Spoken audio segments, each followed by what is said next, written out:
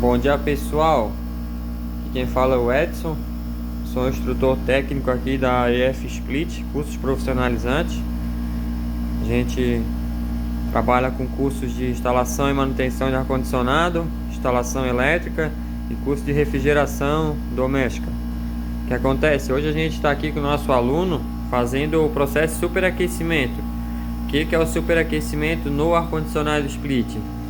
Ele vai definir para a gente se a máquina ela está com a quantia correta de fluido refrigerante, se ela está com pouco ou se ela está em excesso de fluido refrigerante. Então a gente estava com esse equipamento aqui, a gente simulou uma falha nele, a gente jogou um pouco de fluido refrigerante fora e agora a gente está fazendo o processo de superaquecimento.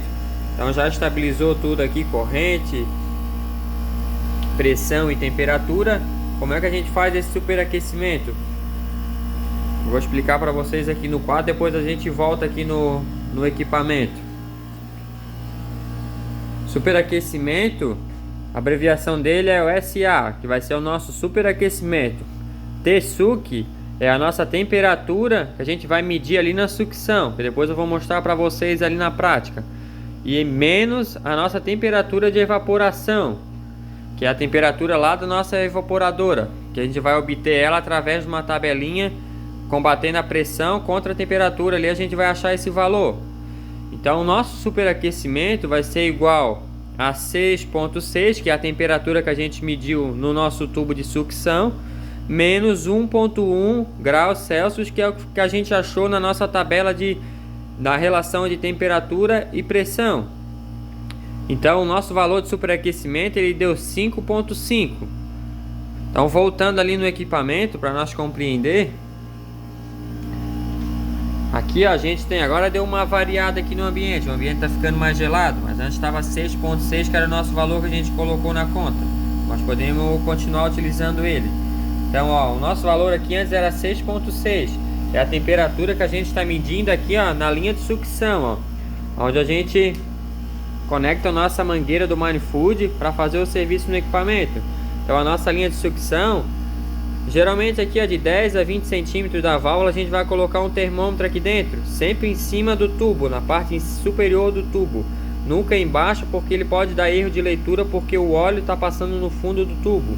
Então o recomendado é sempre colocar em cima do tubo essa ponteira aqui o termopar do sensor, né, para não correr erro na leitura, né, não te dar uma falsa leitura, e sempre isolar bem aqui para não ter contato com o ar externo aqui do ambiente. Então o que acontece? A gente está medindo aqui a temperatura que está retornando lá da nossa evaporadora, fluido já retornando em vapor. Então a gente vai ter esse valor aqui, ó, já oscilou, né? Tava 6,6, agora já está 6,9. Nós vamos considerar 6,6, que é o que estava antes. Então a gente pegou essa temperatura medida e com o nosso manômetro conectado aqui, ó, na nossa linha de sucção, na nossa válvula de serviço, a gente está tendo uma pressão aqui, ó, de 105 PSI. Então o que acontece? Esse valor de pressão a gente vai olhar na tabelinha aqui, ó. Eu tenho uma tabelinha que eu vou explicar para vocês, ó. Essa tabela ela tem os fluidos refrigerantes. O que a gente está utilizando é o R410A. Como ele está com uma pressão ali na linha de sucção de 105 PSI, a gente vai trazer até na linha da temperatura, ó. Então, ó, a 105 PSI de pressão ali na sucção está dizendo para nós que esse fluido está evaporando a 1,1 graus Celsius, que é o valor que a gente colocou aqui na nossa conta, ó. Então a nossa temperatura de evaporação equivale a essa pressão aqui, ó, que é 105 PSI, que a gente está medindo através do manifold. Medindo essa pressão aqui, a gente vem na tabelinha e acha esse valor de 1,1 graus Celsius, que é a nossa tabela de pressão em PSI vezes a temperatura em graus Celsius. Então como que ficou a nossa conta? O nosso superaquecimento vai ser igual à temperatura de sucção menos a temperatura de evaporação. Então o que acontece? A gente sabe que a gente está vendo lá no termômetro 6,6 graus Celsius, que é a medida que a gente está fazendo aos 10 ou 20 centímetros da válvula de serviço. Lembrando que sempre em cima do tubo de retorno, nunca embaixo, porque senão pode dar erro na nossa leitura, na nossa medida, e o superaquecimento não vai dar correto. Então a gente sabe que deu 6,6 graus Celsius lá na temperatura medida com o nosso termômetro. menos a nossa temperatura de evaporação, que é o que a gente achou na nossa tabela aqui. 105 de pressão equivale a 1,1 graus Celsius de evaporação, menos 1,1. Então a gente vai fazer uma subtração. Tsuc menos o TeV. Temperatura de sucção menos a temperatura de evaporação. 6,6 graus Celsius, temperatura medida, menos 1,1 a nossa temperatura de evaporação. A gente vai fazer essa subtração, vamos chegar no valor de superaquecimento de 5,5 graus Celsius. Esse 5,5, o que ele diz para nós? Se é bom ou se é ruim? Aí a gente tem aqui, ó, superaquecimento. A faixa aceitável da maioria dos fabricantes é de 5 a 15. A recomendada é de 7 a 11. Então o que acontece? Deu 5,5. Ele já está dentro da nossa faixa aceitável. Se ele tivesse menor que 5, aqui o nosso resultado do superaquecimento ia ter excesso de refrigerante no sistema. Então ia ter muito fluido refrigerante. Isso ia causar problema no compressor, podendo dar um golpe de líquido no compressor. Ele não conseguiria transformar todo esse fluido lá no evaporador em vapor e acabar dando um golpe de líquido no nosso compressor. Então, para não acontecer isso, nosso superaquecimento ele tem que estar sempre dentro dessa faixa de 5 a 15 é aceitável, ou a recomendada de 7 a 11. Então, como o nosso valor deu 5,5, ele está de 5 a 15. Então quer dizer que ele está na faixa aceitável. O equipamento está trabalhando dentro do que o fabricante recomenda, o superaquecimento correto. Se ele tivesse maior que 15, se ele tivesse maior que 15, ia ter falta de refrigerante no sistema. Aí a gente teria que acrescentar o fluido refrigerante no sistema. Então o que acontece? O superaquecimento, quando ele está com falta de fluido ali no sistema, ele acaba retornando uma temperatura de sucção mais alta. Isso vai causando mais aquecimento no nosso compressor. Isso vai vai deteriorando o óleo do sistema, porque o óleo vai afinando, o compressor trabalha muito quente. Então se o equipamento está trabalhando quase sem fluido, todo esse calor que ele produz, o compressor, vai estar retornando para ele mesmo. Então vai causar danos futuros no compressor. Então por isso o superaquecimento ele é muito importante na área de climatização.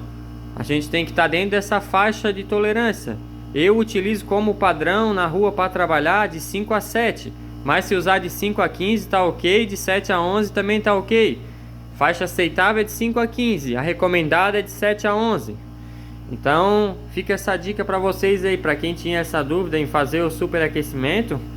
É bem simples de fazer, basta ter um termômetro, não precisa ser o termômetro Penta, que é esse que a gente está utilizando. Pode ser um termômetro daquele pequenininho de aquário, um termômetro único, que é só para a gente obter esse valor de temperatura. Então a gente vai sempre fazer essa temperatura que a gente leu, 6,7, menos a temperatura de evaporação, que a gente vai obter através da nossa pressão que está aqui no nosso manifold.